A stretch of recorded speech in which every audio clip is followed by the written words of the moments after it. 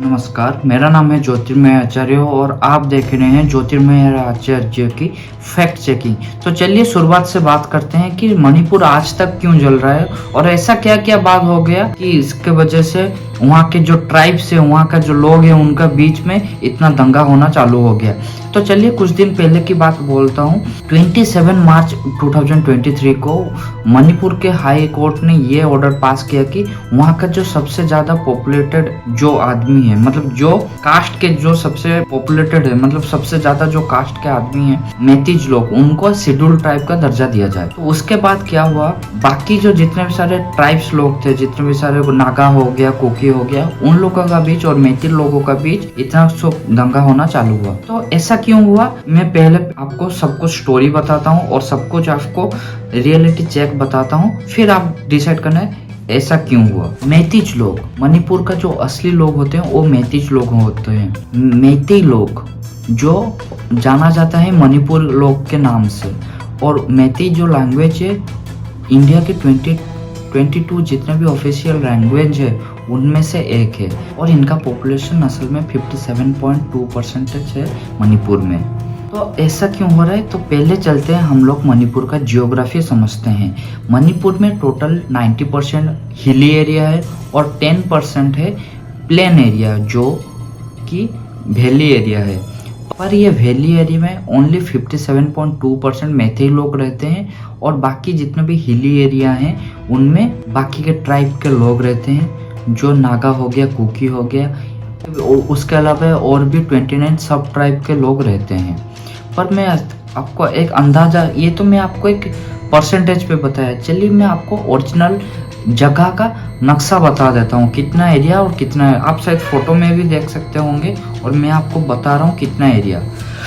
जैसे कि आप देख सकते हैं कि 22,327 स्क्वायर किलोमीटर एरिया है टोटल मणिपुर का, जिसमें 2,238 स्क्वायर किलोमीटर एरिया है जो कि प्लेन है, और जिसमें 57.2% पॉपुलेशन रहता है, जिसमें डोमिनेंट है मैतीज। स्टेट का हिली एरिया है 20,089 स्क्वायर किलोमीटर, और जिसमें 42.8% पॉपुलेशन रहता है नागा और कुकीज, और बाकी 29 सब ट्राइब्स के लोग भी रहते हैं।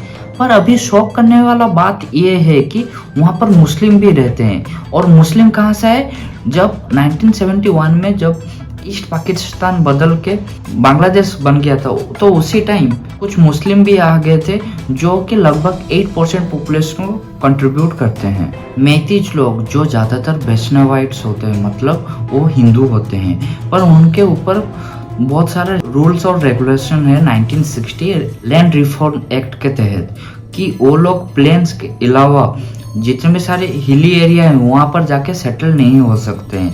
पर ऑन द अदर हैंड आप अगर देखोगे नागा और कुकीज को, वो लोग हिली एरिया पे रहते हैं, पर उनके पास ये हक है कि वो आके प्लेन्स एरिया पे जमीन खरीद के सेटल हो सकते हैं। मैतीज लोग और बाकी के जितने भी सारे ट्राइब है उनका अंदर गर्मा गर्मी था। अगर हम लोग हिस्ट्री में देखें तो 1891 मणिपुर तब तक राजा के द्वारा शासन किया जा रहा था, तब तक अंग्रेजों ने वहाँ पर अटैक नहीं किया था। पर जब अंग्रेजों ने वहाँ पर अटैक किया तो वहाँ पर उन्होंने एक नियम लागू किया जहाँ पर के राज्य शासित कर दिया, मतलब वहाँ पर जो शासन हो रहा था वो राजा के द्वारा होता था, पर उन लोगों का जो ट्रेड्स हो रहा था और वहाँ पर कुछ ये हो रहे थे, तो वहाँ पर सब कुछ अंग्रेजों के द्वारा कंट्रोल किया जा रहा था।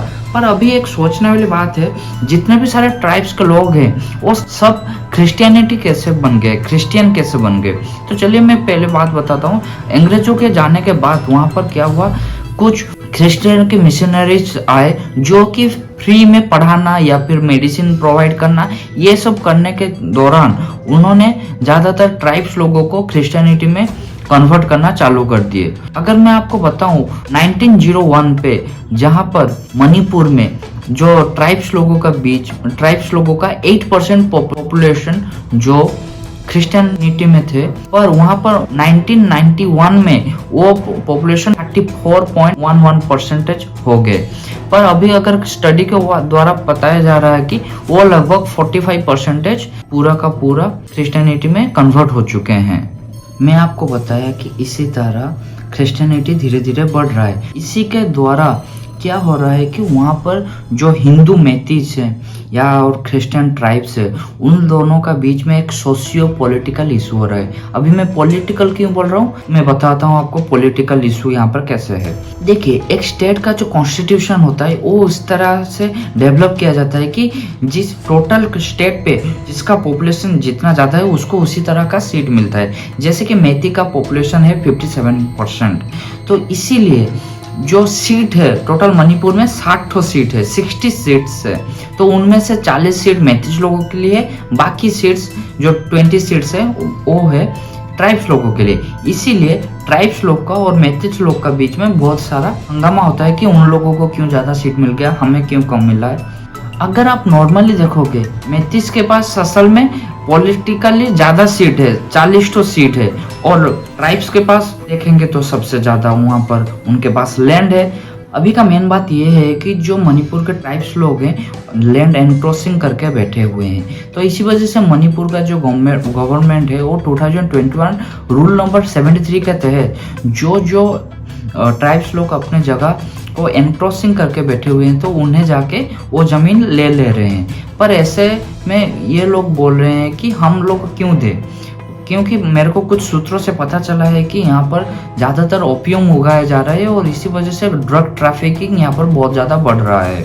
और इसी द्वारा जो ट्राइब्स लोग हैं वो अपना ज़मीन मणिपुर के गवर्नमेंट को देना नहीं चाहते हैं, और यहाँ पर सीट भी कम मिली है, यहाँ पर ज़मीन भी देना नहीं चाहते हैं, और यहाँ पर जो शेड्यूल ट्राइब का दर्जा जो है वो मैतीज लोग को मिलना जा रहा है। तो इसी वजह से पूरा मैतीज ट्राइब का और बाकी जो जितने सारे ट्राइब के बीच में इतना बड़ा दंगा हुआ है।